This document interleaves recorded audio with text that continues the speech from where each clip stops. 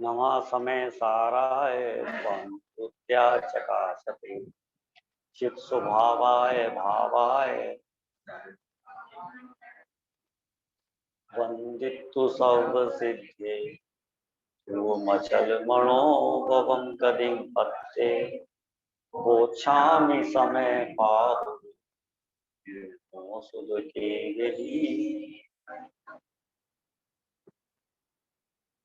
ग्रंथादिराज समय सार है। इसके 10वें नंबर के कलश पर हमारी चर्चा चल रही है, जिसमें 14वें नंबर की गाथा में जो विषय आने वाला है उसकी यहाँ पर सूचना दी जा रही है। ये कलश एक सूत्रधार का काम करते हैं। जब भी गाथा में कोई बात आती है तो सूत्रधार की तरह ये बताते हैं कि अभी तक आपने ये देखा, और जो अगली गाथा में बात आने वाली है तो वो भी इस तरह से बताया जा रहा है कि अब आप अगली गाथा में ऐसा देखेंगे, ऐसा सुनेंगे। ठीक है ना। तो इस कलश में ये कहा जा रहा है कि अब 14वीं गाथा में शुद्ध ने का उदय होने जा रहा है, ऐसा। या तो ये कहो, या ये कलश ये कह रहा है कि अब आगामी 14वीं गाथा में आपको शुद्ध ने के द्वारा आत्मा दिखाया जा रहा है, ऐसा। तो ये उस गाथा की सूचना दे रहा है। कल हमने कलश पढ़ा था और कुछ लाइनों पर विचार भी किया था। पुनः कलश पढ़ के हम अपनी बात आगे बढ़ाएंगे। आत्म स्वभावं पर भाव भिन्न मा पूर्ण माद्यंत विमोक्त मेकम विलीन संकल्प विकल्प जालम प्रकाशयन शुद्ध नयोभ्युदेति। श्लोकार्थ। शुद्ध ने आत्म स्वभाव को प्रकट करता हुआ उदय होता है, उदय रूप होता है। वह आत्म स्वभाव को परद्रव्य के भाव तथा परद्रव्य के निमित्त से होने वाले अपने विभाव ऐसे परभावों से भिन्न प्रकट करता है। यहां तक हमारी चर्चा हुई थी। शुद्ध ने केवल आत्म स्वभाव को ही प्रकट करता है। माने शुद्ध ने का जो कार्य है ना, काम है, उसका वर्क है। जैसे हर आदमी के अलग अलग काम होते हैं, ठीक है। शुद्ध ने का भी एक अपना अलग काम है, अशुद्ध ने का भी एक अलग अपना काम है। तो शुद्ध ने का केवल एक ही काम है कि शुद्ध आत्मा को बताना, ठीक है ना। तो वह आत्म स्वभाव को बताते हुए प्रकट होता है। ये कहें या ये कहें कि शुद्ध ने आत्मा को बताते हुए उदित होता है, उसका उदय होता है। और वो आत्म स्वभाव को जो बता रहा है, तो क्या बता रहा है, आत्म स्वभाव कैसा है। तो कल एक पॉइंट हमारे सामने आया था, कैसा है आत्म स्वभाव। नंबर 1 कि वह ऑफिस से नहीं है, ऑफिस से क्या कह रहे हैं आप?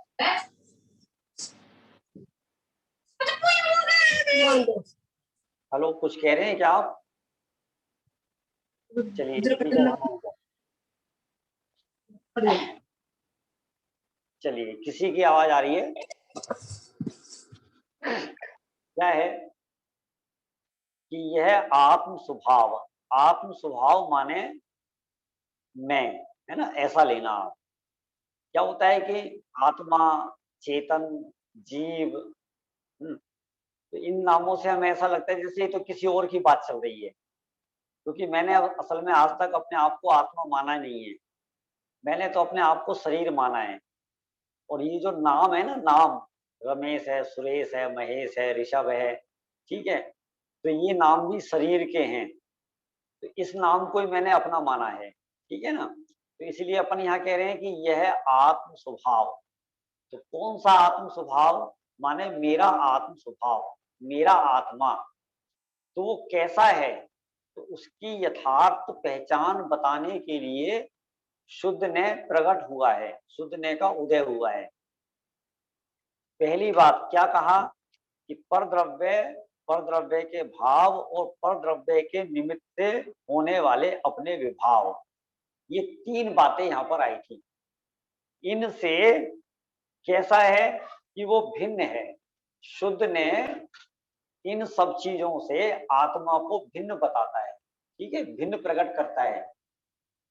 अनादि काल से इस जीव ने इनसे सहित ही अपने को देखा है, या तो परद्रव्य रूप अपने को अनुभव किया है, परद्रव्य पहले नंबर पे, परद्रव्य माने शरीर परद्रव्य है, ठीक है, तो परद्रव्य को अपना माना, या परद्रव्य के भाव को अपना माना। शरीर में जो नाना प्रकार की पर्याय होती हैं, ठंडा है, गर्म है, गोरा है, काला है, मोटा है, पतला है, ठीक है ना, तो परद्रव्य के भावों को अपना माना, मैं मोटा, मैं पतला, मैं गोरा, मैं काला, ठीक है। फिर इनके निमित्त से होने वाले आत्मा में विभाव भाव, ठीक है, द्रव्य कर्म है, नो कर्म है, इनके निमित्त से क्या होता है कि आत्मा में विभाव भाव होते हैं। उनका नाम क्या है, राग, द्वेष, क्रोध, मान, माया, लोभ, ठीक है। इन सहित अपने आप को देखता है अनादि काल से, माने इन सहित ही इसने अपने को देखा है, ठीक है ना। तो ये शुद्ध ने क्या कर रहा है कि शुद्ध ने हमें आत्मा को इनसे भिन्न दिखा रहा है, आप समझे ना, है ना। शुद्ध ने एक ऐसा ये समझ लो, ऐसा एक्सरे की मशीन कहो या ऐसी कोई वीडियो रील कहो, वीडियो रील, ठीक है। मान लो 20 साल पहले हमारी शादी हुई है और आज अपन उसको देखते हैं वीडियो रील में, तो जैसा का तैसा दिखाई देती है, जैसा का तैसा, ठीक है। तो ऐसे ही ये शुद्ध ने का जो कैमरा है, शुद्ध ने का कैमरा प्योर आत्मा की फोटो खींचता है ना। ये कैमरा नहीं है, शुद्ध ने का कैमरा नहीं है, शुद्ध ने की एक्सरे मशीन है, क्योंकि कैमरा जो होता है ना वो बाहर की फोटो लेता है और एक्सरे की जो मशीन होती है वो अंदर की फोटो लेती है। तो ये शुद्ध ने अंदर की फोटो लेता है, एक्सरे की मशीन की जगह है, और अशुद्ध ने वो बाहर की फोटो लेता है, वो बाहर की फोटो दिखाता है।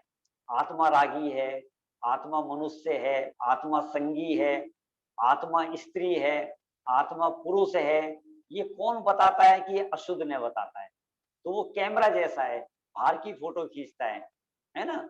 शुद्ध ने एक्सरे की मशीन जैसा है, वो अंदर की फोटो खींचता है, माने अंदर की भी कितनी गहरी फोटो खींचता है, देखो आप, शुद्ध ने माने बिल्कुल जिसमें माने पर्याय भी नहीं दिखाई देती, पर्याय भेद भी नहीं दिखाई देता, गुण भेद भी नहीं दिखाई देता, ठीक है।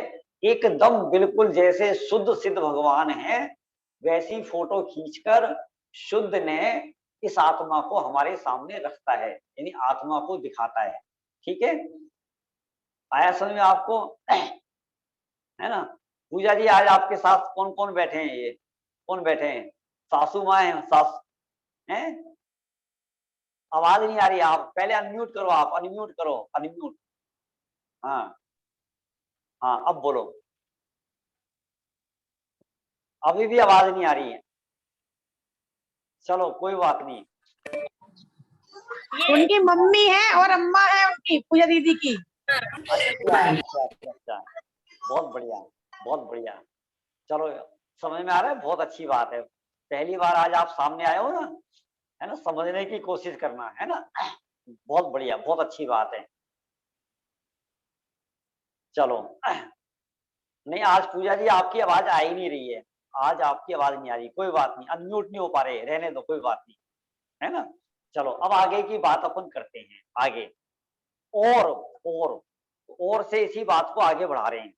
वह आत्म स्वभाव संपूर्ण रूप से पूर्ण है, मेरा जो आत्मा का स्वभाव है वो अभी की अभी परिपूर्ण है, माने उसमें कुछ भी कमी नहीं है, कुछ भी अधूरा नहीं है। आत्मा में क्या कमी है, कुछ भी कमी नहीं है। बोलो आज क्या कमी है? ठीक है ना, केवल ज्ञान स्वभाव है, अनंत दर्शन वाला है, अनंत सुख वाला है, अनंत बल वाला है। ठीक है ना, देखो ये बात एक अलग है कि वो अभी गुण पर्याय में प्रकट नहीं हुए हैं, है ना।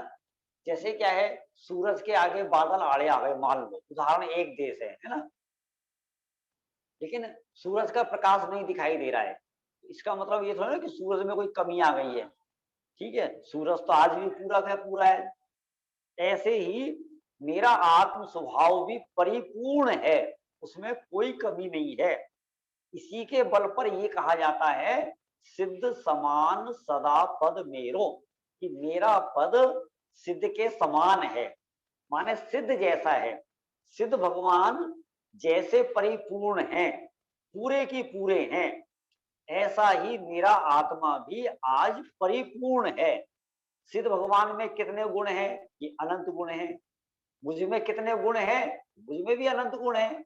ठीक है ना, फर्क इतना है कि उनके प्रकट हो गए हैं और हमारे प्रकट नहीं हुए हैं, बस इतना सा अंतर है। तो ये बात किसने बताई? शुद्ध ने बताई। ये आत्मा का स्वभाव परिपूर्ण है, समस्त लोकालोक का ज्ञाता है, ऐसा प्रकट करता है। ठीक है, मेरा आत्मा स्वभाव समस्त लोक को जानने के स्वभाव वाला है। अभी वर्तमान में सब लोग को जानता है ऐसा नहीं है ना, तीन लोग को जानने के स्वभाव वाला है। कोई भी जीव, कोई भी जीव, संसार का कोई भी भव्य जीव यदि पुरुषार्थ करे, है ना, सम्यक दर्शन प्राप्त करे, तो फिर धीरे धीरे वो केवल ज्ञान को प्राप्त कर सकता है, कोई भी जीव। ठीक है ना, तो इससे क्या सिद्ध होता है कि केवल ज्ञान स्वभाव वाला है, ऐसा प्रकट करता है। कौन प्रकट करता है? कि शुद्ध ने प्रकट करता है, क्योंकि ज्ञान में भेद कर्म संयोग से है, शुद्ध ने में कर्म गुण है। क्या कहा यहाँ पर? ज्ञान, ज्ञान गुण भी ले सकते हैं कि ज्ञान में जो भेद है ना, मति ज्ञान, श्रुति ज्ञान, अवधि ज्ञान, मन पर्याय ज्ञान, केवल ज्ञान। अब ये जो ज्ञान में भेद किए गए हैं, ये भेद तो कर्म सापेक्ष हैं। ठीक है ना, कर्म की अपेक्षा रखते हैं। यदि आप कर्मों की अपेक्षा से रहित देखो तो आत्मा तो ज्ञान मात्र है।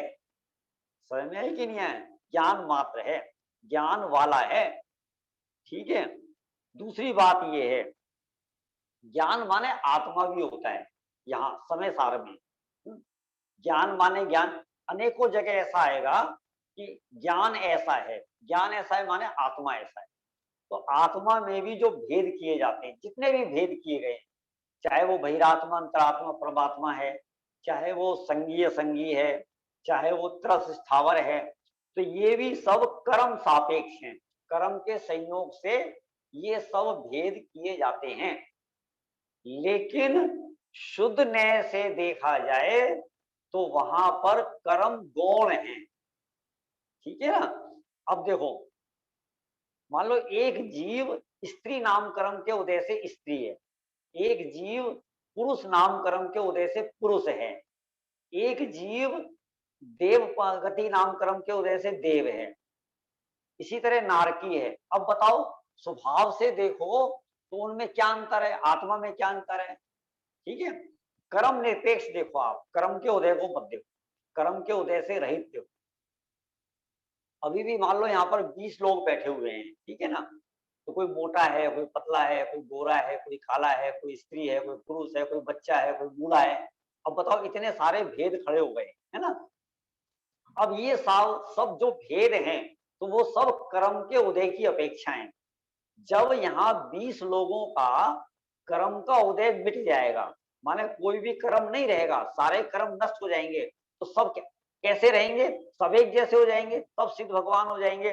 फिर कोई गोरा काला मोटा पतला नहीं होगा, फिर तो सब एक समान होंगे। समझ में आए कि नहीं है? तो कर्म का जहां उदय होता है, वहां आत्मा में भेद दिखाई देते हैं, आत्मा अनेक प्रकार का दिखाई देता है। ठीक है ना, कर्म से रहित देखो तो सारे आत्मा एक समान है। ऐसा कौन दिखा रहा है? शुद्ध ने दिखा रहा है। कौन बता रहा है? कि शुद्ध ने बता रहा है। ठीक है, अब और आगे देखो, और वह आत्म स्वभाव को आदि अंत से रहित प्रकट करता है। ठीक है, देखो कितनी प्यारी प्यारी गंभीर गंभीर बातें हैं, है ना। अमित भैया आप कितने साल के हो गए? कितने साल के हो गए? आदि अनंत हैं? अब ये तो आप आदि यहाँ बैठ के कह रहे हो, है ना। और कल को कोई तुम्हारा दोस्त पूछेगा तो फटाक से आप सही उत्तर दोगे, हमें आप गलत उत्तर दे रहे हो, उसे सही उत्तर दोगे, है ना। वो गलत हो जी। तो लोग में अपन क्या कहते हैं, मैं 30 साल का हो गया, 30 साल का हो गया, है ना। हमने ये कहा कि मैं 50 साल का हो गया, तो इसका मतलब क्या है, मैंने अपनी आदि माना, मैंने अपना जन्म माना। समझ में है कि नहीं आया? लेकिन शुद्ध ने ये कहता है कि तू आदि से भी रहित है और अंत से भी रहित है। ख्याल में है कि नहीं है? देखो अब अपन है ना 50 साल के हो गए, 20-30 साल बाद हमारा मरण हो जाएगा, हम 20-30 साल के और हैं। ठीक है, ये सब हम मानते हैं। ठीक है, मानते तो ये है कि मेरा इतने समय पहले जन्म हुआ और इतने समय बाद मरण हो जाएगा। ठीक है, लेकिन हम समय सार पढ़कर कहते क्या है कि मैं अनादि अनंत हूं। ठीक है, अच्छा अब अपने को उल्टा करना है, उल्टा। ठीक है, आप भले ही ये कहो कि मैं 25 साल का हूं, मैं 50 साल का हूं, मैं 60 साल का हूं, मेरा इतने साल पहले जन्म हुआ था, हम मर जाएंगे, कहने से कोई फर्क नहीं पड़ता। ठीक है, लेकिन मैं पूछूं तो यही कहना कि अनादि अनंत हूं। ठीक है, ये तो औरों की बात कर रहा हूं मैं, है ना। तो क्या कहा, कहने से कोई फर्क नहीं पड़ता, मैं 25 साल का, मैं 50, लेकिन अपने को मानना क्या है कि मैं अनादि अनंत हूं। ये हमारा श्रद्धान होना चाहिए, ये हमारा ज्ञान होना चाहिए, ये हमारा विश्वास होना चाहिए। अब हमारा विश्वास तो बनता नहीं, ज्ञान श्रद्धान तो बनता नहीं, लेकिन हम बोलना सीख जाते हैं, बोलना। जैसे बच्चा है, अब बच्चे को है ना ए आ ई ए बी सी डी पा पा पे पे मिला के आ का डंडा लगा के पा पा, अब वो बोलना सीख गया। ठीक है ना, मम, पानी को मम कहेगा, लेकिन सारे शब्दों का उसको भाव भाषण नहीं होता है, कहना सीख गया। ऐसे ही हम कहना सीख जाते हैं, लेकिन भाव भाषण नहीं होती है। समझ में आया कि नहीं आया?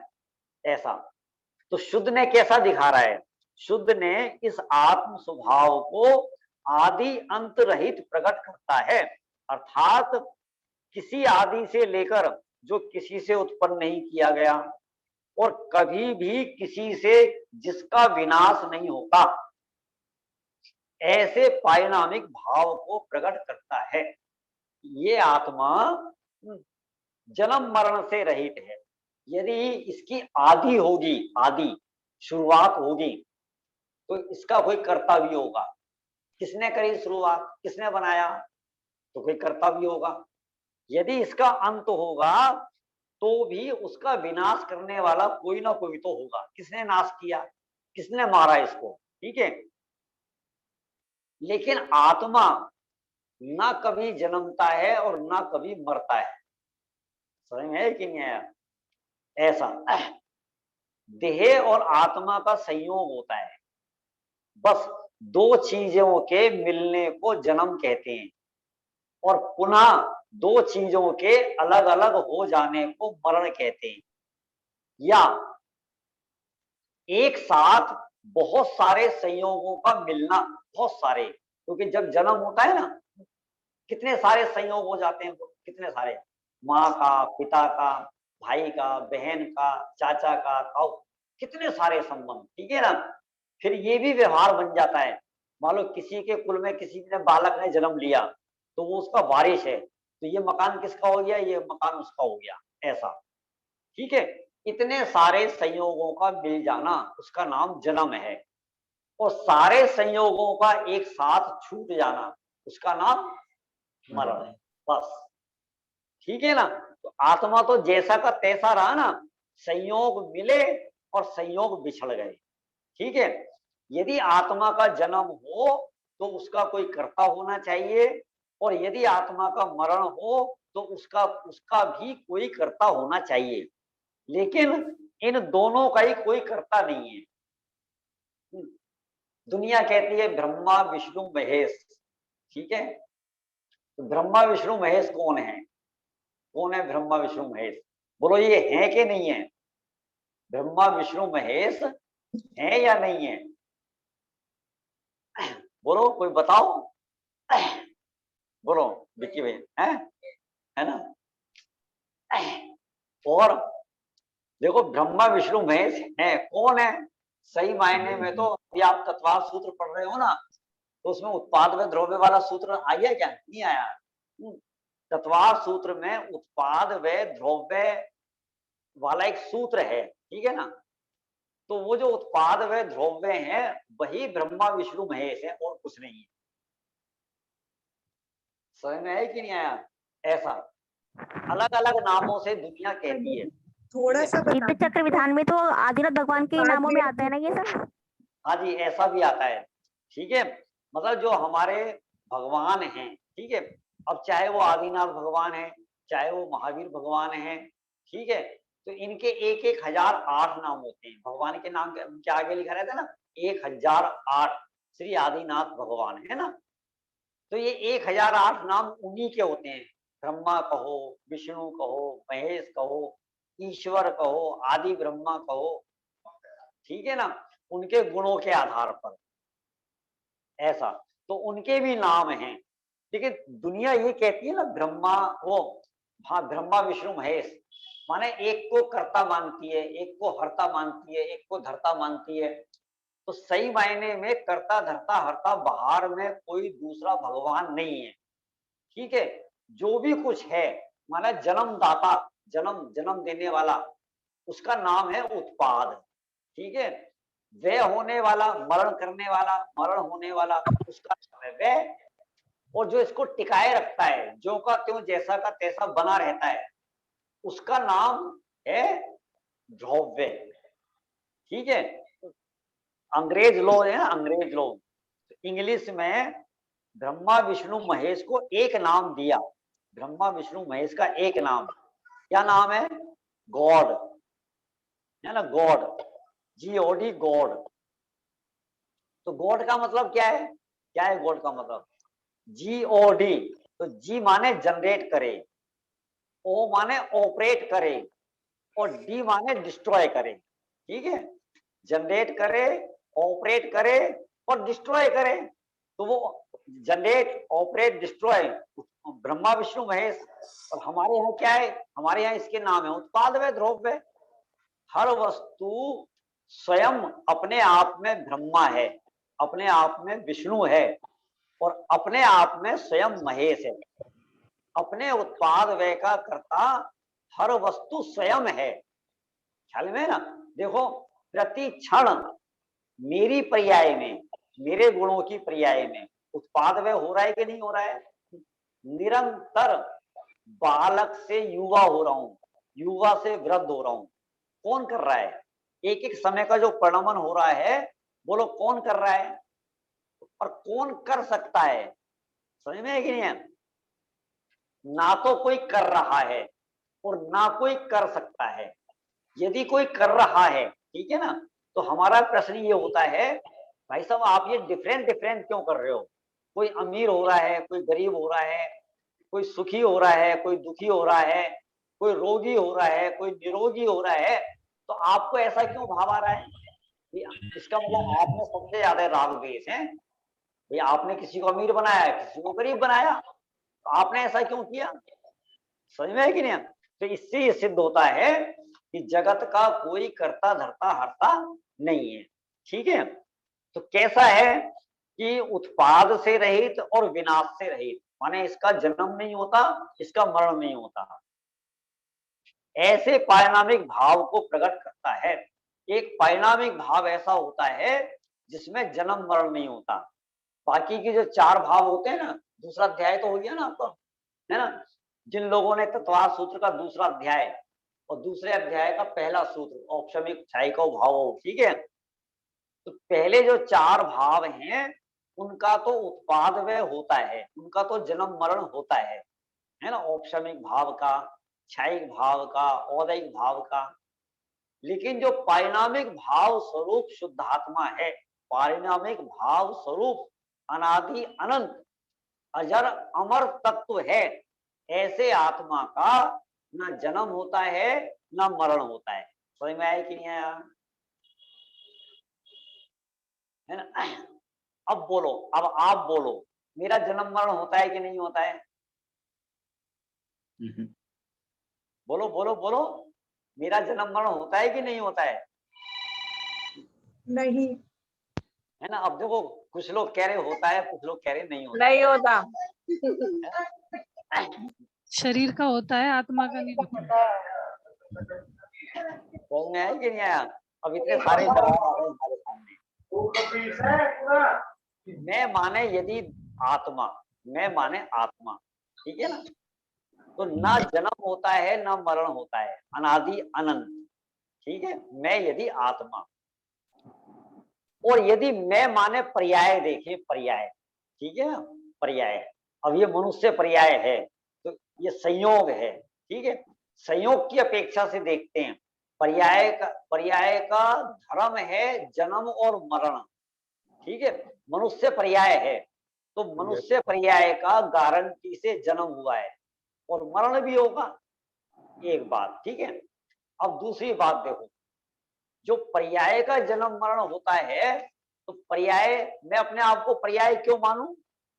मैं तो अपने आप को द्रव्य मानता हूं, मैं तो अपने आप को आत्मा मानता हूं, ठीक है। जिसका जन्म मरण होगा होने दो, समझ? पर्याय का जन्म मरण होता है, तो पर्याय का जन्म मरण होना निश्चित है।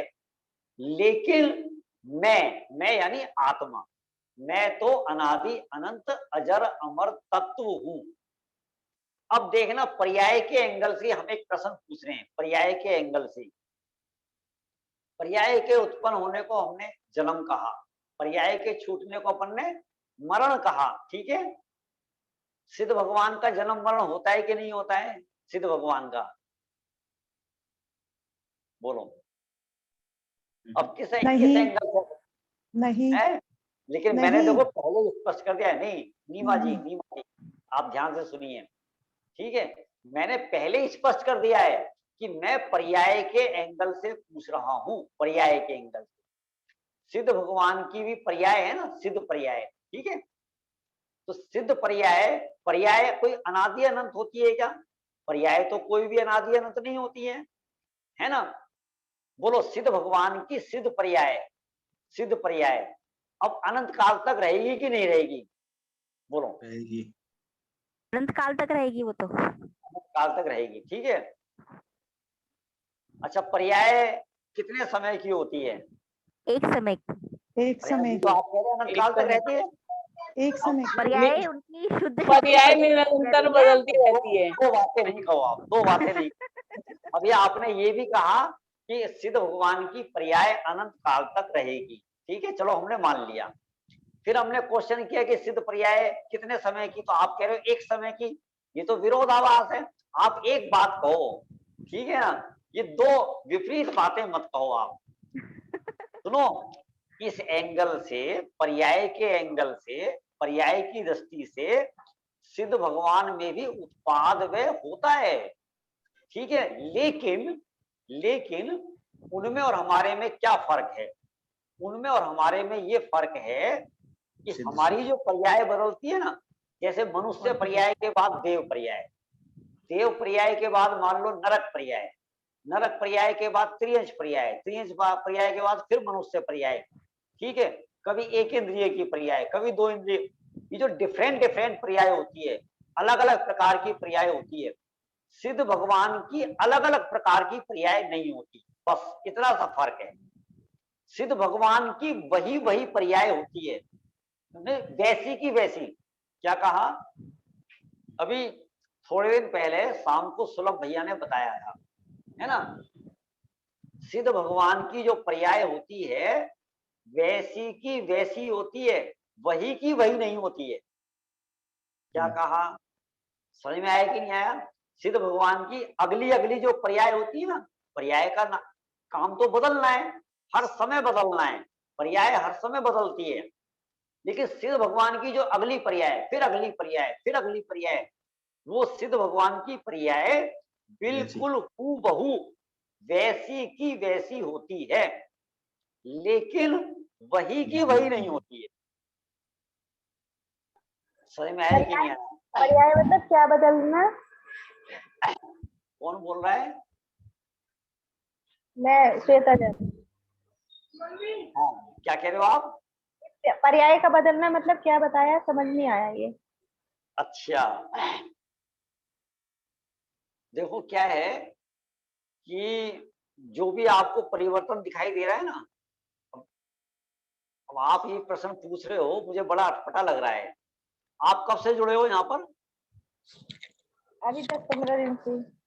10-15 दिन से जुड़े हो, लेकिन 10-15 दिन में तो हमने इस बात को समझाने के लिए बहुत सारे उदाहरण दे दिए, बहुत सारे, ठीक है ना।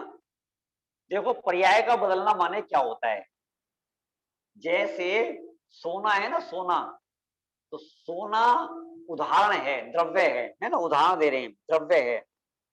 तो अब उसमें उसमें से क्या है कि कड़ा है या कुंडल है या अंगूठी है, हार है, ये सब पर्याय हैं और ये पर्याय बदलती हैं, लेकिन सोना नहीं बदलता। दो चीज आपको दिखाई दे रही है, एक बदलने वाली आपने अभी और शिव एक, प्रभु भगवान जी के लिए बोला था ना, उसके लिए पूछ रही हूँ मैं।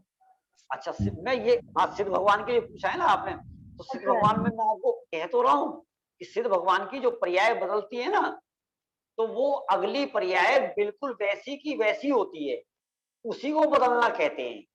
अब आपको वो बदलना दिखाई नहीं देगा। अब आप ये सोच रहे हो कि हमें वो बदलता हुआ दिखाई देवे, वो आपको बदलता हुआ दिखाई नहीं देगा।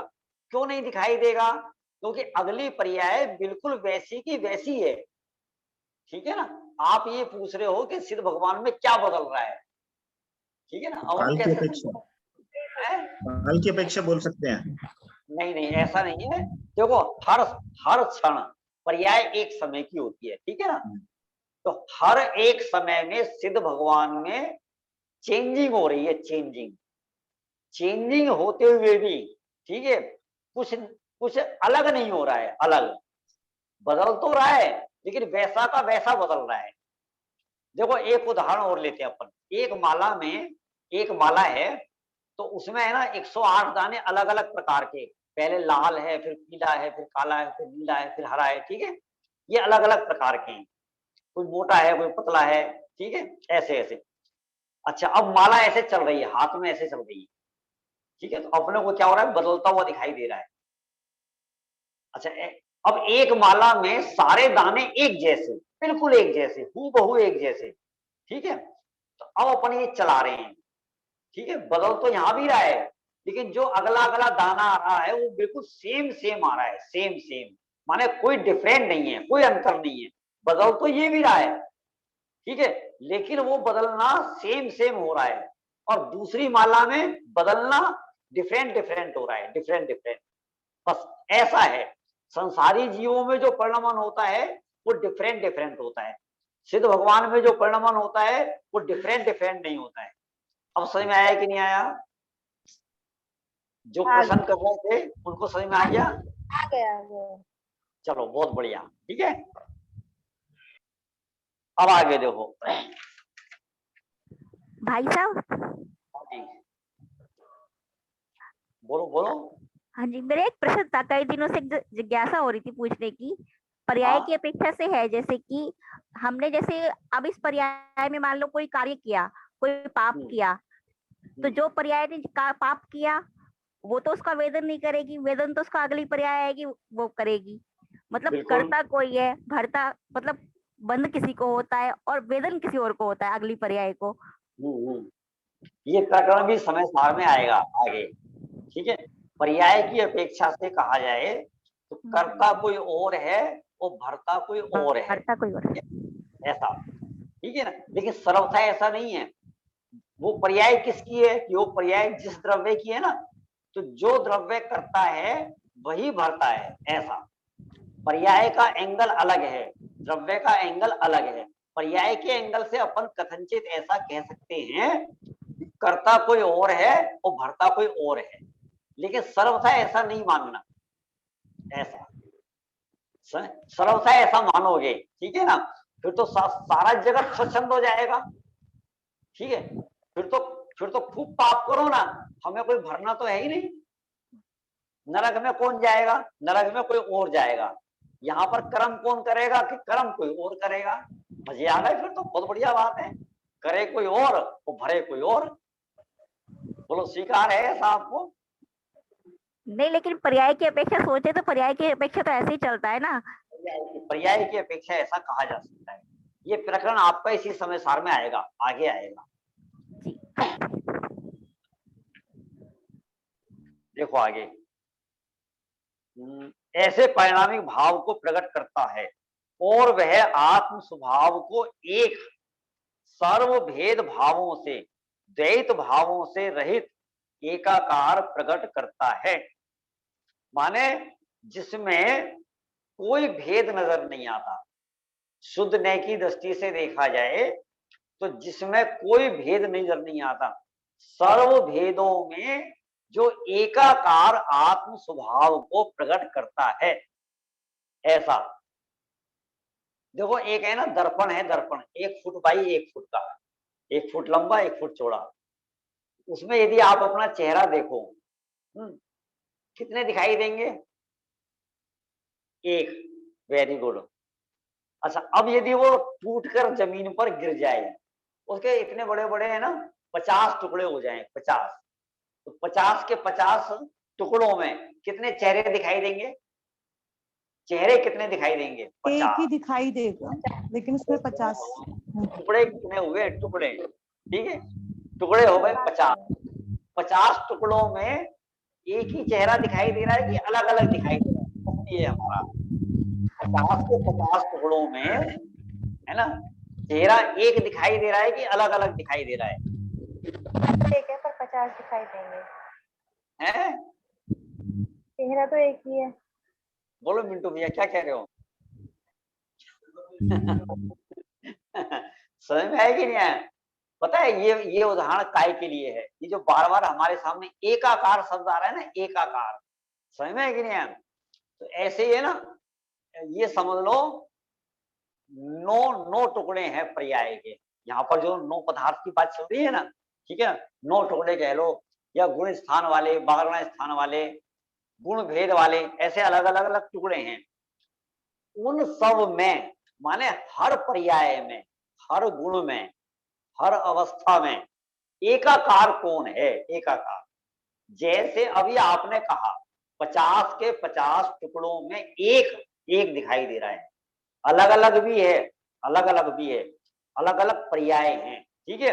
वो जो झलकन है ना, झलकन, अलग अलग टुकड़े हैं, तो वो एक की 50 पर्याय हैं, एक की 50, ठीक है। तो पर्याय की अपेक्षा 50, लेकिन उन 50 पर्यायों में एकाकार, एकाकार वो कौन है? वो एक है। ऐसे ही देखना, सुनो, हम ये भी कह सकते हैं 50 और हम ये भी कह सकते हैं 1। तो जो एक कहने वाला है ना, वो है शुद्ध ने, जो एक कहने वाला है, समझ में है कि नहीं? और जो 50 कहने वाला है, 50 चेहरे, 50 शक्ल, तो वो कौन कहता है? वो अशुद्ध ने कहता है। समझ में आया कि नहीं आया? ऐसा माने हर कांच के टुकड़े में एक दिखाई दे रहा है, एक ही। ऐसा क्या कहा? सर्वभेद भावों से रहित एकाकार प्रकट करता है और जिसमें समस्त संकल्प विकल्प के समूह विलीन हो गए हैं, ऐसा प्रकट करता है। शुद्ध ने से देखो तो आत्मा में कोई संकल्प विकल्प नहीं है। शुद्धने से देखो, ऐसा नहीं, शुद्धने से यदि आत्मा का आप अनुभव करते हो तो कोई संकल्प विकल्प हमें होता ही नहीं है। ऐसा भी क्या कहा? संकल्प विकल्प माने क्या है? लोक में तो संकल्प विकल्प ऐसा है, जैसे मान लो हमें एक मकान बनाना है, ये हमने संकल्प किया, ठीक है ना, ये हमने संकल्प कर लिया भाई हमें एक मकान बनाना है। तो ये संकल्प करते ही अब क्या होंगे, अब आपके विकल्प खड़े हो जाएंगे। ठीक है, राजमिस्त्री कौन होना चाहिए, कौन सी गली होनी चाहिए, कितने गज का होना चाहिए, कितनी ऊंचाई वाला होना चाहिए, कितने मंजिल का बनाना है, कितना पैसा लगाना है, ये आपके सारे विकल्प हो गए। एक संकल्प और ये विकल्प। ठीक है, हमारा बच्चा बड़ा हो गया, हमने कहा भाई अब हमें इसकी शादी करनी है, ये आपने संकल्प कर लिया, बच्चा पढ़ लिख लिया, अपने पैरों पे खड़ा हो गया, अब हमें इसकी शादी करनी है। ठीक है, अब इसके आगे क्या होंगे, ये संकल्प कर लिया, अब इसके आगे आपके कितने विकल्प होंगे, इसको कहते हैं संकल्प विकल्प। ठीक है, अब यहाँ पर आचार्य अमृतचंद्र संकल्प विकल्प की व्याख्या कर रहे हैं। संकल्प विकल्प माने क्या, देखो, द्रव्य क्रम, भाव क्रम, नोक्रम आदि पुद्गल द्रव्यों में अपनी कल्पना करना, अपनी कल्पना करना, इसका नाम है संकल्प। जैसे ये जो दिख रहा है ना, शरीर दिख रहा है, ये मैं हूं, ये तो हो गया संकल्प। ठीक है, अच्छा, और ज्ञेयों के भेद से ज्ञान में भेद ज्ञात होना सो विकल्प है। ठीक है, क्या कहा, पहले तो ये संकल्प को पूरा कर लें। अपन ने ये शरीर में ये संकल्प किया कि ये मैं हूं या ये मेरा है। ठीक है, ये हो गया संकल्प। अब ऐसा संकल्प करने के बाद ये शरीर मेंटेन करना चाहिए, सुबह जल्दी उठना चाहिए, क्या खाना, क्या पीना, कैसे नहाना। ठीक है, ये सारे आपके हो गए विकल्प। एक तो ये, दूसरा यहां पर विकल्प क्या बताया है कि गे के भेद से ज्ञान में भेद ज्ञात होना।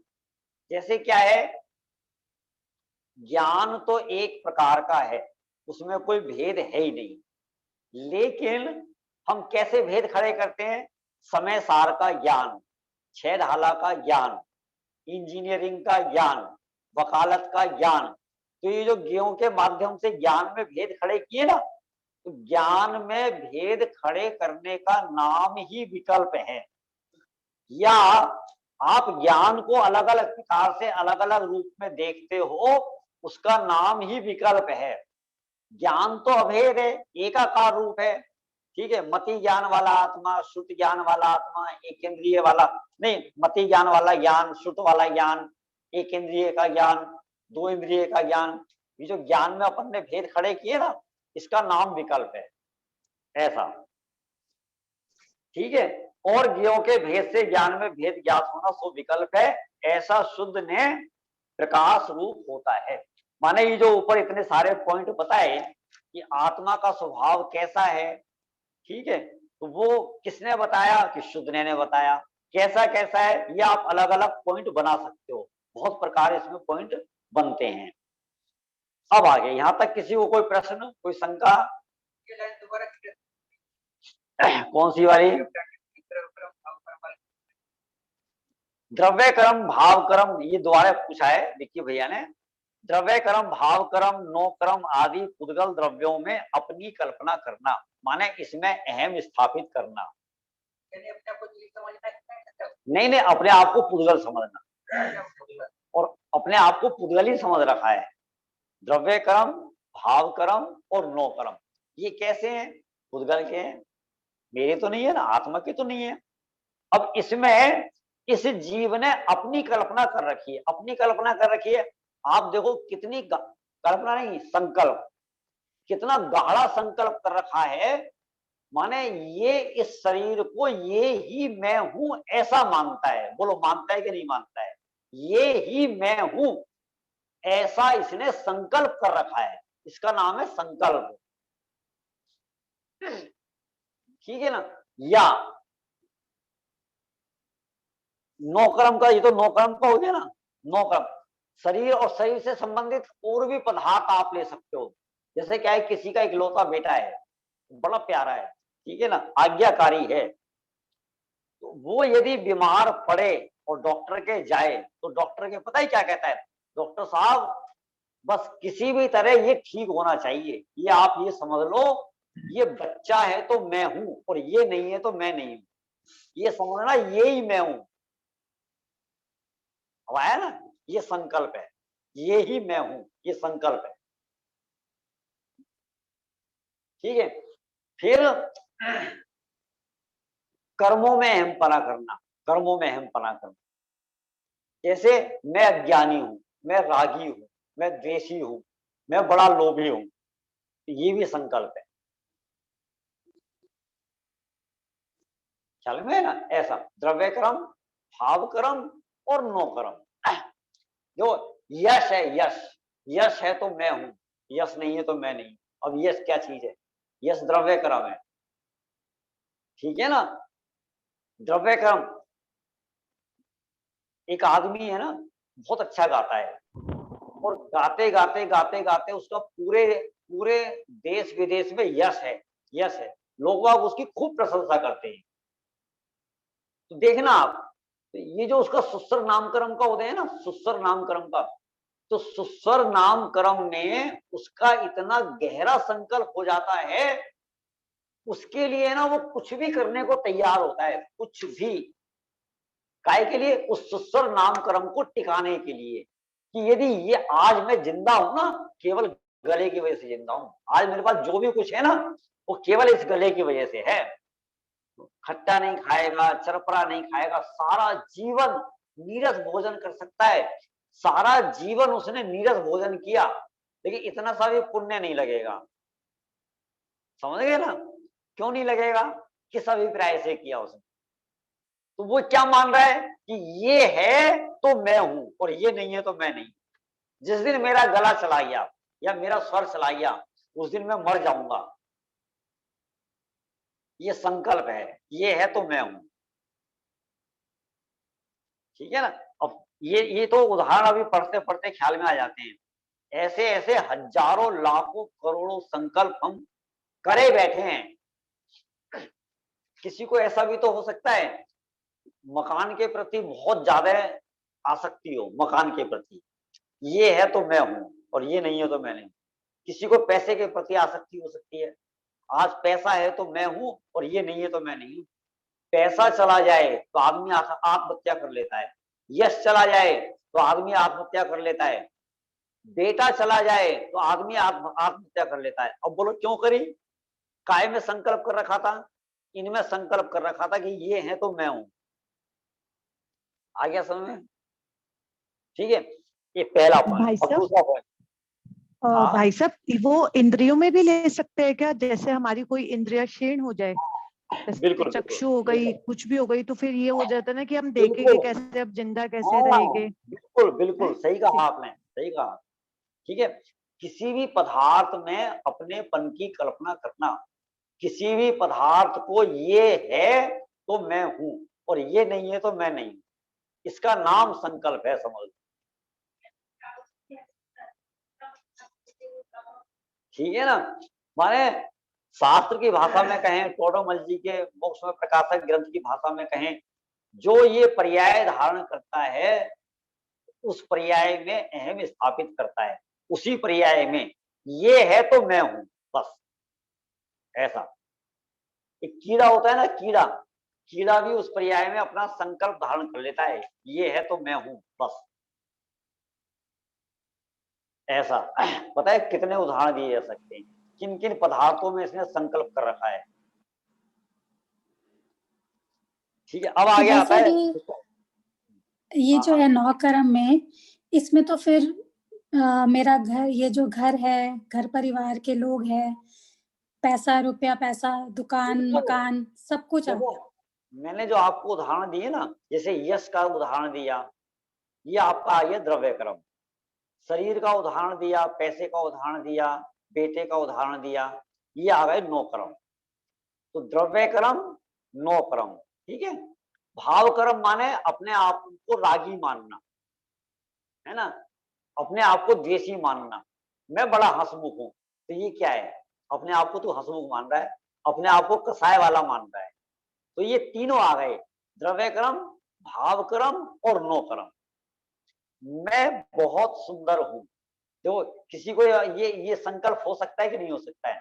मान लो शरीर है, गोरा है, मोटा है ना, सुडौल है, मैं बहुत सुंदर हूं, ये उसका संकल्प हो गया। मतलब चेहरे पे दाग हो गए, पिंपल्स हो गए, शरीर कमजोर हो गया, बाल उड़ गए, बाल सफेद हो गए, मैं तो भैया बहुत बदसूरत हूँ, बदसूरत। तो तूने काय में संकल्प कर लिया? पड़ोसी के सुंदर होने से मैं सुंदर नहीं होता, पड़ोसी के बदसूरत होने से मैं बदसूरत नहीं होता। शरीर पड़ोसी है, मैं नहीं। समय सार की 5 नंबर की गाथा याद करो जो शुरू से इसमें जुड़े होंगे। 5 नंबर की गाथा में क्या कहा था, कोई बता सकता है? सबसे तो 5 सुंदर नंबर कौन? मैं। है।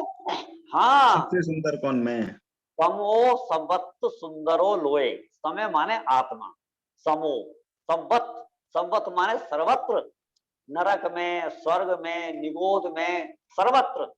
सुंदरो सुंदर है, लोए, लोए माने लोक में। ये आत्मा 3 लोक में सर्वत्र सुंदर है।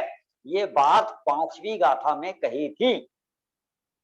अब तू शरीर के सुंदर और बदसूरत होने को अपने को सुंदर और बदसूरत मानता है। सुनो, जो इंसान शरीर की सुंदरता से अपने को सुंदर मान रहा है ना, वो एक चीज और ध्यान रखना, उसके व्यवहार धर्म भी नहीं पढ़ सकते। मान लो आज कोई सच्चे भावलिंगी संत हैं, मुनिराज हैं, पहले आपने पुराणों में सुन रखा है कि अमुक मुनिराज को 700 साल तक कोड़ रहा था। कौन से मुनिराज थे? सनत कुमार मुनिराज थे, ठीक है ना। वादिराज मुनिराज को भी कोड़ हुआ था, ठीक है।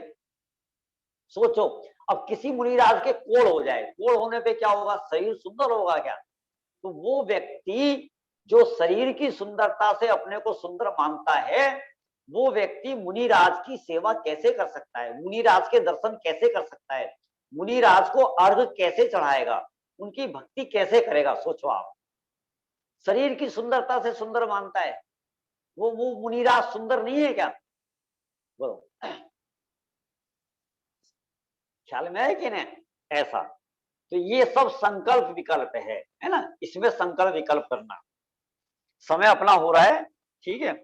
और एक ये दूसरा पॉइंट जो आपको समझ में नहीं आया, ज्ञेय के भेद से ज्ञान में भेद ज्ञात होना, माने हम ज्ञान तो है अभेद, ठीक है, लेकिन हम ज्ञेयों से ज्ञान में भेद करते हैं।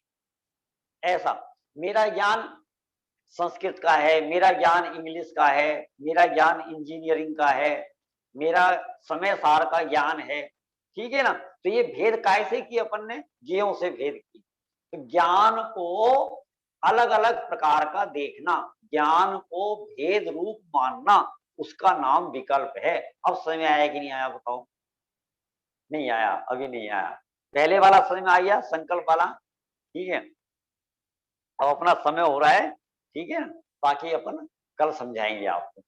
अब आज है ना, समझ में आने की योग्यता ही नहीं होगी ना, हम कितना ही समझा लेंगे, समझ में आएगी? ठीक है, चलो बाकी की चर्चा अपन कल करेंगे। 14वें नंबर की गाथा कल चालू होगी। जावाणी के ज्ञान ते सूझे लोकालोक, सोवाणी मस्तक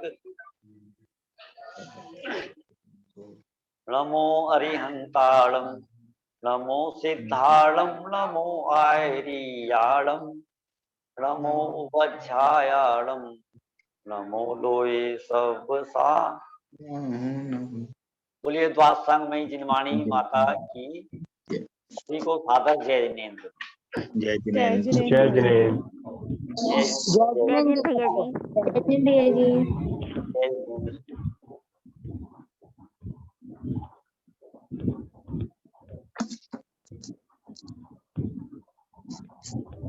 कहते जय जिनेन्द्र, जय जिनेन्द्र।